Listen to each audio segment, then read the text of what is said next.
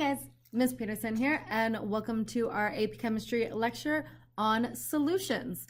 This is part of Unit 3, Intermolecular Forces, and we're going to be talking about solutions, how they form, a little bit about solubility, and how we express concentration. This corresponds to AP Chemistry topics 3.7, 3.8, and 3.10. 3.9 will be covered through lab simulations. We'll be looking at a couple demonstrations and simulations in this lecture, and you can also find more information in Chapter 13 of your Brown-LeMay textbook. So let's get started with some vocabulary. There's a lot of very similar sounding vocabulary terms that we use when describing solutions, so I just kind of want to go through them all and start working on using them properly. So first, what do I mean when I say a solution? So a solution is just a homogeneous mixture, meaning you can't see the different parts of it, of two or more substances in a single phase. Okay, it does not have to be liquid in order for it to be a solution. The air in this room right now is a mixture of nitrogen and carbon dioxide and oxygen gas, and that is a gas solution. If you've ever used a soldering iron, solder is a solution of tin and lead. Okay, an alloy is an example of a solution. So doesn't have to be in a liquid, though most of the times ours will be in liquid. When we are talking about solutions, it will often use the terms solute and solvent. Solvent is the component that's present in the greatest amount. For 90% of the solutions that we work with, okay, this is going to be water. Okay, water is called the universal solvent. It's what we dissolve everything in it.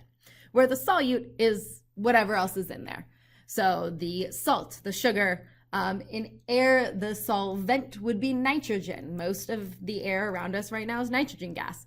The solutes would be oxygen and carbon dioxide. When you make Kool-Aid, the solvent is water, the solute is your drink mix and your sugar and all of that. We'll also use the words dilute and concentrated. These ones are pretty common in like everyday life, and they mean the exact same thing. More dilute means you got less solute in there. More concentrated means you have more solute in there. When we talk about the solubility, it is the maximum amount of material that will dissolve in a solvent at a given temperature to produce the solution. Okay, you'll often see that represented on things like this, which is a solubility curve graph. So how this kind of works is that if we are at 20 degrees Celsius, okay, about, if we're looking at that's a little closer to 200, okay, maybe 205, something like that, grams of sugar will dissolve in 100 grams of water. So it's temperature dependent and dependent on what that solvent is and how much you have of it. Because obviously, if you have more water, you can dissolve more sugar in it. Also notice that for most things, solubility increases with temperature, okay? But not for all. We have some exceptions here, like the sodium sulfate and the cerium sulfate. And we'll talk about the reasons for that when we get into our thermodynamics unit. If we talk about molar solubility, that's the number of moles that will dissolve in units of molarity, which we'll talk about in a sec. A saturated solution is a solution that contains the maximum amount of solute that will dissolve. Basically, it means anything more you put into it won't dissolve anymore. But an important thing to note about a saturated solution is that it's not like, oh, well, if I pour more salt in, that salt's just going to be stuck there. It's more of like an equilibrium process where you're going to have some salts recrystallizing and some salts dissolving at the same time. And when those rates are equal, the rate of dissolving and the rate of recrystallization, that's when you have a saturated solution. Okay? Unsaturated solution has less than the max amount. Pretty straightforward there. Sometimes you guys will hear people talk about supersaturated solutions, which is kind of an oxymoron. But basically how those work is if you take a solution and prepare it at an elevated temperature where more solute can dissolve and cool it down, sometimes you're able to keep that solute dissolved that might be above what you would expect to be able to be dissolved. But these are normally very unstable, and any agitation of it will result in like recrystallization. And I'll show you guys that in a sec. Other words you'll see is miscible and immiscible. Miscible means that you can mix them, where immiscible means that they don't mix. And if you let them just sit and try to mix them, they will layer out. Okay, water and food coloring are miscible, water and oil are immiscible.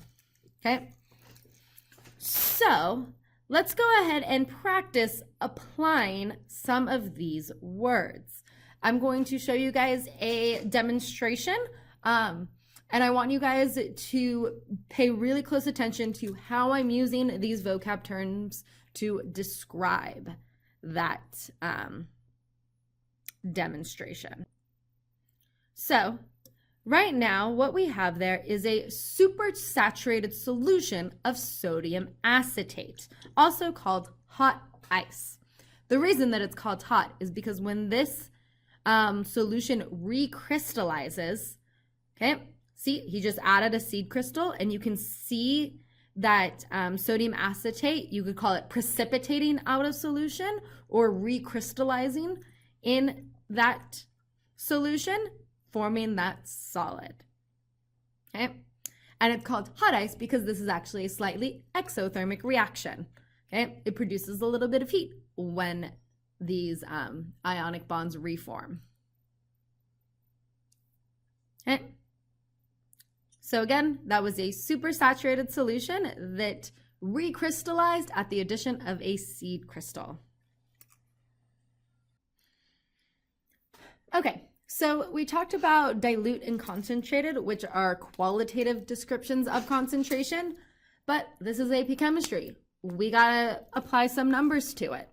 So in almost everything we do with concentration, we're going to be using molarity. Okay, now molarity, we use a capital M for molarity, and it's equal to the number of moles per liter. Okay, where we have the moles of solute per liters of solution. Important thing to note here that it is the liters of solution, not the liters of solvent. Okay, it has to be the total volume of that solution. Okay, and then we know percentages. We can still use mass percentages or volume percentages. Sometimes you will see mass to volume ones, and that's just percentage, just the part over the total times it by 100. Okay. If you are into climate science at all, we normally talk about things that concentrations that are really small. Okay, these ones are used for really small concentrations, where you still do mass over mass, like part over total, but where percentages is you times it by 100 to get the percent of it. This you would times it by either a million or a billion in order to get the parts per million or parts per billion. Okay, but it is still in mass, which is an important thing to note. Mole fraction, we've done mole fractions before. That's like the X of A equals the moles of A over the total number of moles. We use this a lot with our gas solutions, which we've already done in our gas law stuff. Other concentrations that you'll see, but they're a lot less common and we're not going to go over them in this class, is molality. Not to be confused with molarity, but molality is the moles of solute per kilogram of solvent. So that one's a little bit of a weird one because it's just talking about the solvent and not the whole solution. In ours, we'll always be talking about the whole solution. Most of the time, doing molarity. Some tips for this is just units. If you solve things by units, you're gonna be okay. And don't forget about molar mass, okay? We're always gonna be using molar mass and density. And just some conversions to memorize. Always remember that there's 1,000 milliliters in 1 liter. And if you ever need to use micrograms or micromolar, we'll use micromolar on occasion in this class. Micro means times 10 to the 6th, times 10 to the negative 6. So you just add that on at the end, and that's how we convert it to molar. Okay, so if we had something that was like 5.0 micromolar, okay, that would be 5.0 times 10 to the negative 6 molar. Okay, cool. Okay, cool. Now, the reason that this is like all really important is because this is how we make all of the solutions that we use in lab. For example, in the molar volume of a gas lab that we did, I needed to make 3 molar hydrochloric. And in number 2, we'll go over the steps that I needed to do in order to do that. So I just grabbed my calculator here.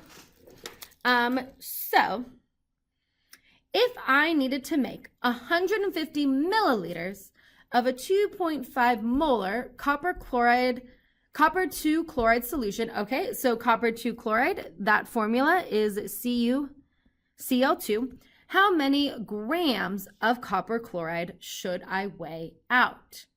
Okay, so this is a lab. I need to prepare a solution, a 2.5 mole per liter solution, and 150 milliliters of it. How many grams do I need? Should say weigh out, not weight out. Okay, so let me kind of go through the easiest way to do this. We have 150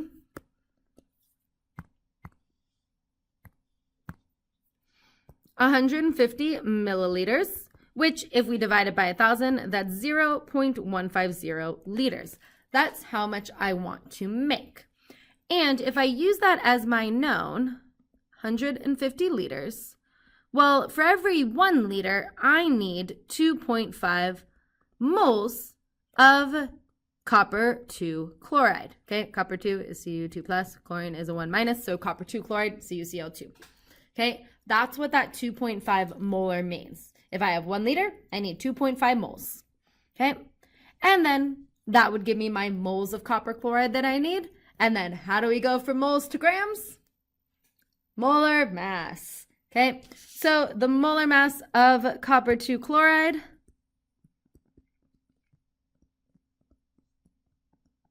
is, let me go ahead and calculate it from my periodic table that has a sticky note stuck to it. We have copper, 63.55 grams per mole, plus 35.45 times 2. So so that is 134.45 grams per mole. And so 1 mole of copper 2 chloride is 134.45 grams. Okay, and so I plug that all into my calculator. And you get that I would need 50.4 grams of CuCl2. That's how many grams I would need to weigh out. Okay, cool. Okay, cool. Okay, what about this one? I'm preparing 200 milliliters, okay? So that is 0.200 liters of a 3 molar HCl solution. How many milliliters of the 12 molar, okay, so I have a 12 molar HCl solution, and I want to know how much of that I need. Okay, how do you think we could solve this one? Well, there is a couple options here. One way that we could do this is we could find out how many moles of HCl we need. Okay, if I need to make 2 liters of a 3.0 mole per liter solution, okay, that means I'm going to need 0.600 moles of my HCl. Okay, then if I know that that is coming from a 12 molar solution, so 12 moles per 1 liter, okay, again, just using the molarity as a conversion factor, moles per liter. So then I get that I need 0.05 liters, aka 50 milliliters, which makes sense, okay? Hopefully you guys can see that it's a basic ratio. I had 4 times the molarity, so then I'm going to need 1/4 the volume of it, okay? But there's a shortcut for this. It's the same process, but it's a little shortcut equation that we use for dilutions like this, which is M1V1 equals M2V2, okay? Where this is your M1V1 is the mass of the solution that you have, or sorry, not mass, moles, molarity, okay? Molarity, okay? And then that is what we want. So you guys could see if we were using this equation, it would be 3.0 molar times 0.2, or actually, since it's a simple ratio, we don't even need to convert it. We could do it just in the liters. I probably could have done no, not with the molar. And then I would be dividing it by the second molarity to get V2, and that ends up being, what do you know, 50 milliliters, okay? Same answer. Unfortunately, this equation is not on your equation sheet, but it's a great shortcut one that I do recommend you guys memorize. M1V1 equals M2V2. It's used for dilutions, okay? Now, a new notation, these square brackets. So anytime you see square brackets, those mean molarity, okay? So if you see square brackets around the chlorine minus, that's asking us for the molarity of the chlorine ions. So this one's going to be a little bit more complicated because we have the number of grams of copper chloride and then a number of grams of NaCl, and I do have my volume of solution, okay? In order to find molarity, I know that I'm going to need my moles of that Cl minus and then my liters of solution. So I have my liters of solution, okay? That one is just the 0.50 liters, 50 milliliters. Now I need to find my moles of chlorine. Now that chlorine is coming from the copper chloride and from the NaCl. So let's go ahead and figure that out.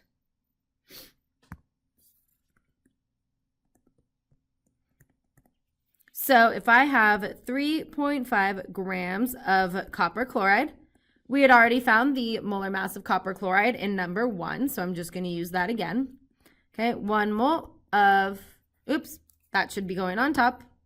Trying to convert it to my moles of chlorine.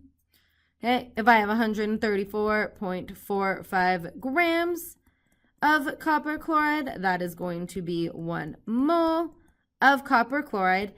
And then that'll give me my moles of copper chloride, but I'm looking for moles of chlorine ions, okay? So for every 1 mole I have of copper chloride, I have 2 moles of those Cl minus ions. So from my copper chloride, I get 0.052 moles of chlorine. Okay. And then from my NaCl,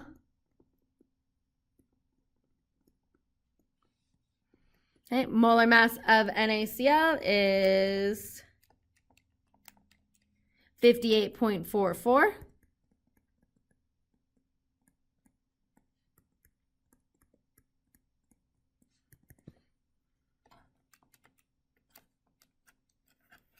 From my NaCl, I get 0.106, so I'll just say we'll keep it 106 moles of chlorine ions. So then my total chlorine ions would be 0.158, so I'm going to round it and say 0.16 since I only had 2 digits in each of my known. Okay.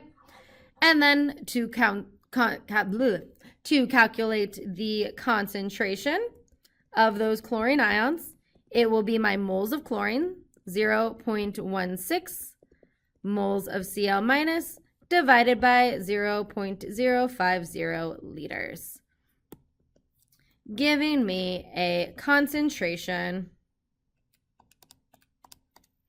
of 3.2 molar. Okay, cool. Okay, cool. So that's just talking about how we describe solutions, but what determines how much can dissolve and will dissolve and anything like that? So there's kind of 3 factors that we're going to talk about. First is will it dissolve? Now, in general, we say that like dissolves like, meaning polar substances or ionic substances are more soluble in polar compounds, like water, and nonpolar substances are more soluble in nonpolar solvents. Okay, so that is one way that we can get a general idea of whether or not it will dissolve. Okay, now for pressure. Okay, this one's actually really interesting because the pressure of a gas increases under increased pressure, but pressure doesn't have very much of an impact on solid or liquid solutes. So why do you think the pressure of a gas increases under increased pressure? Okay, well, if we picture it, if we have a beaker with some gas on top of it here, and we increase the pressure on that gas, it's going to be running into the walls of its container more. And that means that one of its walls of its container is the surface of that solution. So more of it is going to get pushed into the solution and have opportunities to interact with that solution. Okay. Now temperature is a little bit more finicky. Typically, if you're at a higher temperature, more will dissolve, which makes sense. Molecules are moving more, they got more going on, they can dissolve more. However, that's not always going to be true. It really has to do with whether forming the solution is an endothermic process that absorbs energy or an exothermic process that releases energy.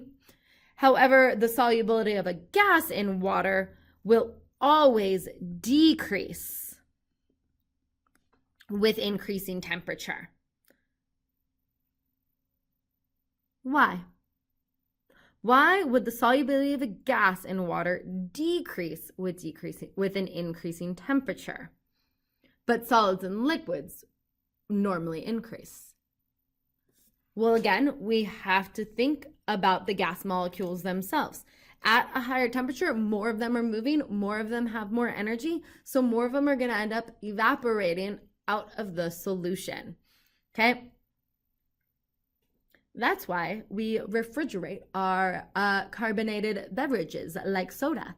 Okay? Speaking of soda, so we have our nice cold soda. We know that if we get warm soda, it's more likely to be flat because, it is warmer, higher temperature, less being dissolved. That's also a big problem with global warming, is that as the earth warms, less oxygen is actually available in the water for marine organisms. But why does a soda can fizz when you open it? Anybody know that? That is due to the decrease in pressure. So when you pop the top,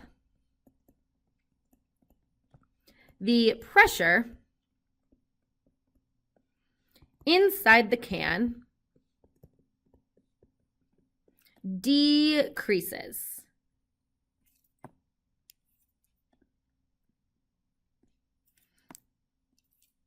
The pressure inside the can decreases. Thus, the solution being your soda, can't hold as much gas, okay? Can't have as much dissolved in it. So it fizzes out of the solution. And we hear that satisfying soda sound when you pop the top. Okay.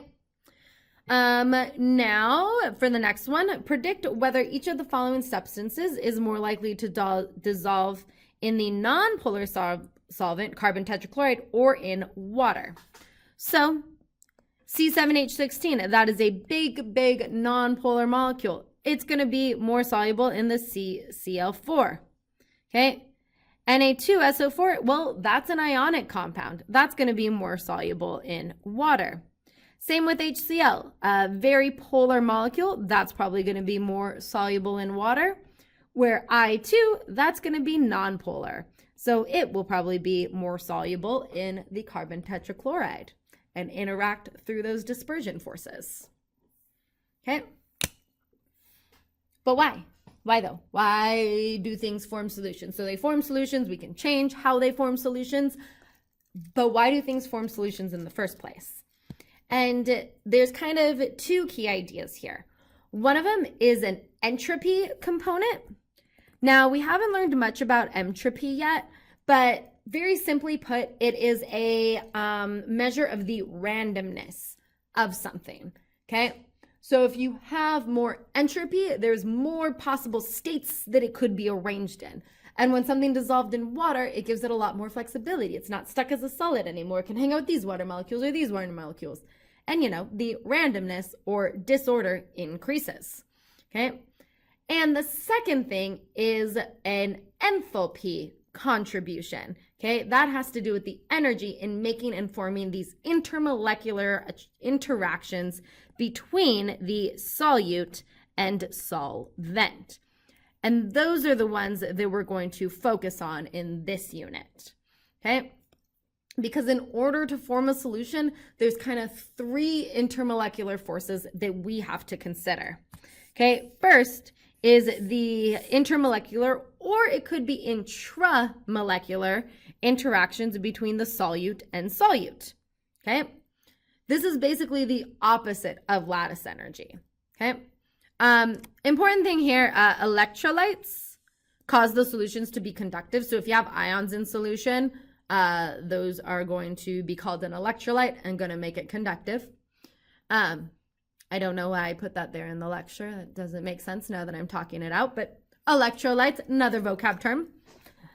So we got our solute. We'll just go with, it's a sugar crystal, a sugar cube. So we have to break the intermolecular interactions between the neighboring sugar molecules. Then we also have to break up some of those water molecules interaction. Okay, we did the thing with the drops of water on a penny where water likes to stick together. And in order for something to dissolve, those ions or those sugar molecules have to get up in there and disrupt that interaction. Okay. Then the solute and the solvent have to interact with each other. Okay. When they interact, that typically releases energy and lowers the energy of that solution. Okay. And again, we'll get into all of the energy components more in a future unit. Okay, cool. Okay, cool. Last thing we're going to talk about with solutions is how we model them, really focusing on our particulate diagrams. If you guys remember our chemist triangle, we have the macro, which is our experiments and observations. And then the submicroscopic, the particulate level things. And then symbolic are our concentrations and things like that. So we're going to go ahead and make some models of the solution. Okay, so say we have a 1 molar NaCl solution versus a 3 molar NaCl solution. Okay, those are similar solutions, but this one has 3 times the concentration. So whenever we're doing particulate diagrams and we're comparing two, we need to make sure that we represent that. So for this representation, okay, I'm going to make myself a little key here, and I'm going to do my chlorine ions.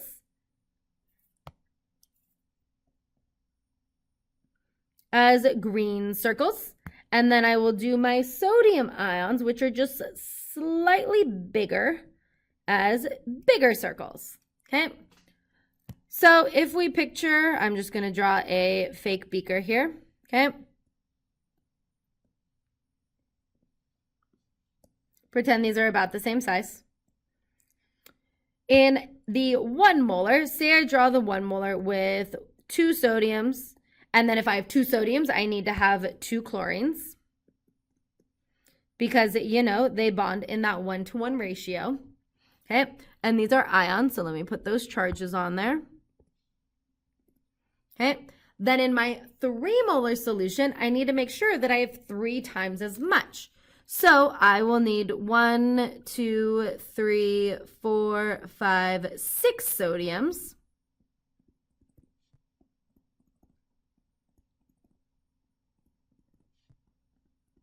And 6 chlorines.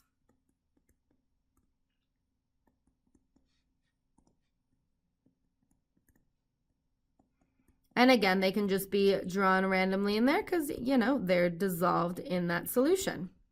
Okay. Sometimes with our particulate diagrams, especially of ionic compounds, we will also represent the water molecules. So water molecules, I'm going to go ahead and draw my little Mickey Mouse shaped water molecules, where these are my partial positively charged hydrogens, and this is my partial negative oxygen. So if we were representing those around our ions, we would really want to watch which side of that Mickey Mouse water molecule we're pointing towards the ions. Like toward the sodium ion, the positive one, we would want to face those negative oxygen atoms. Okay, and we won't always have to draw on the water molecules. For some of them we don't, but it is important to note that sometimes we do, and that is how those interact. Okay, cool. Okay, cool. However, that is only going to be, oh, nope, we're not to that one yet. Okay, let's go ahead and do another one. Okay, on this one, I'm going to go ahead and not draw water molecules.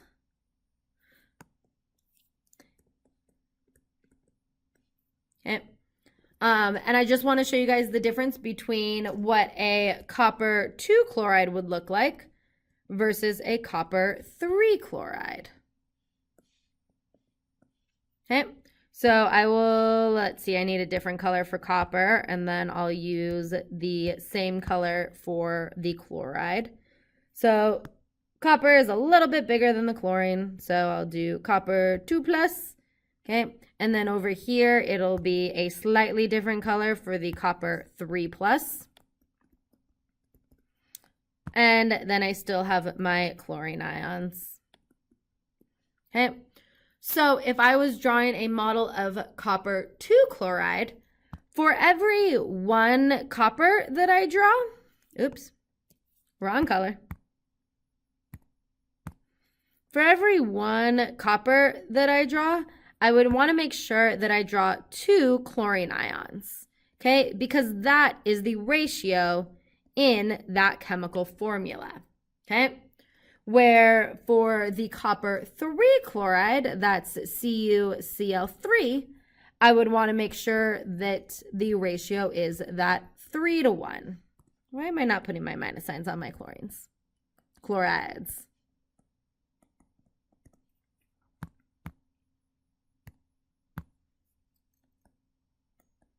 Okay, so we just want to make sure that we're keeping those ratios consistent in our particulate level diagrams. Okay, another thing that we have to consider for our particulate diagrams is the difference in how ionic compounds dissolve. Okay, this one's anionic, and how covalent compounds dissolve, because those dissolve in different ways. Let me show you a better model than the one that I can draw. Okay, so on the micro level, okay, let me go ahead and shake some sodium chloride into there. Sodium chloride, when it dissolves and hits the water, it separates into sodium ions and chlorine ions, okay, in that 1-to-1 ratio. But if I change it to sucrose, a sugar molecule, come on, there we go. Sucrose is not a covalent compound. So rather than separate it into ions, okay, we will see it separate into individual molecules, okay? So it's the individual molecules, not the atoms or the ions, just those individual molecules. The reason for this comes down to how water interacts with it. So here I have all of my water molecules. I'm going to go ahead and have it show those partial charges. When I put the sodium chloride in there, okay, you can see those water molecules are attracted to it, and through those ion dipole interactions, it breaks up that sodium chloride into individual ions. Where if I put, let me go ahead and reset it.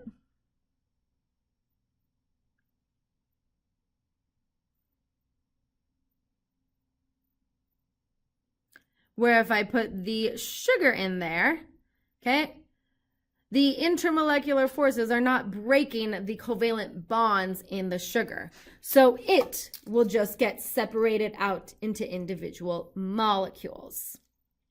Okay, and we can see that going on, a little bit of a slower process, which makes sense. If you've ever tried to dissolve salt in water, it's like, boom, sugar in water takes a little bit longer. Okay, and also in this simulation, we can kind of see that ratio thing too. Like if I have sodium chloride, come on, okay, that breaks up and increases the concentration of sodium ions and chlorine ions in a 1-to-1 ratio, as you can see in the bar graph over here on the right, where if it's calcium chloride, for the same, come on, can I not have any calcium chloride? There it goes. For a thing of calcium chloride, it's going to increase the chlorine concentration twice as much as that calcium concentration. Okay, cool? Okay, cool. So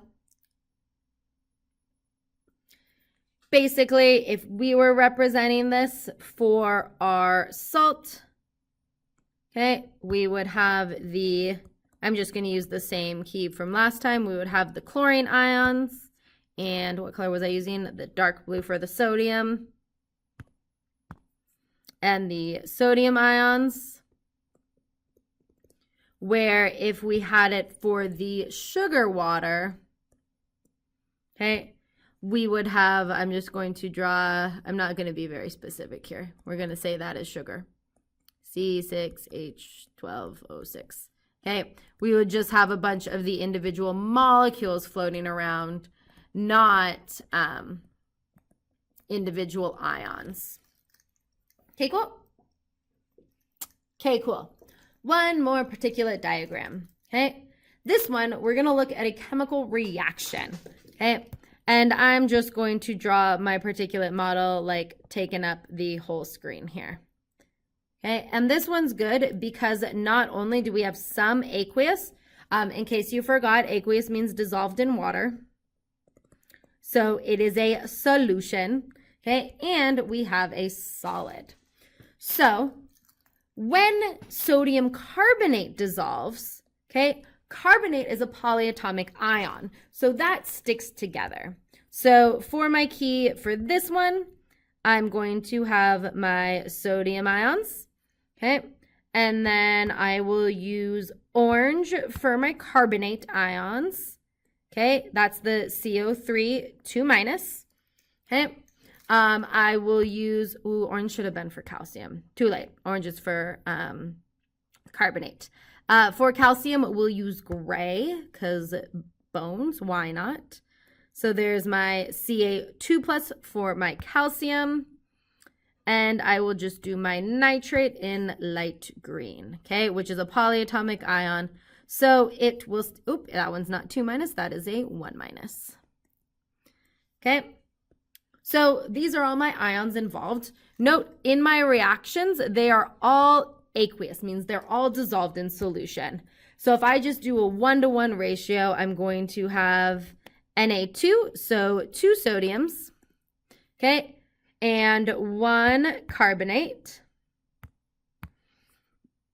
That is my sodium carbonate. Then I will have a 1 calcium, okay, 2 nitrates. Okay, again, making sure to keep those ratios consistent.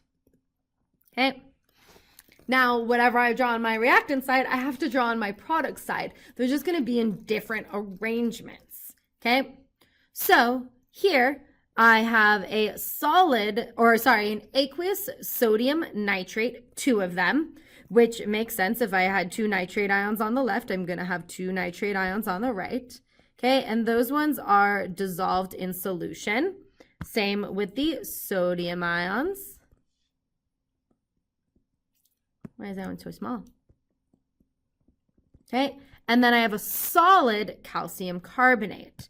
So when I draw that, I would want to draw it down on the bottom. It's no longer dissolved into the solution. So I could draw it connected down on the bottom. Okay, we'd probably need more to like represent that ionic one a little bit better. But as long as we have that 1-to-1 ratio, we should be good. Okay, cool. Okay, cool. That's it for our lecture on solutions. Bye, guys.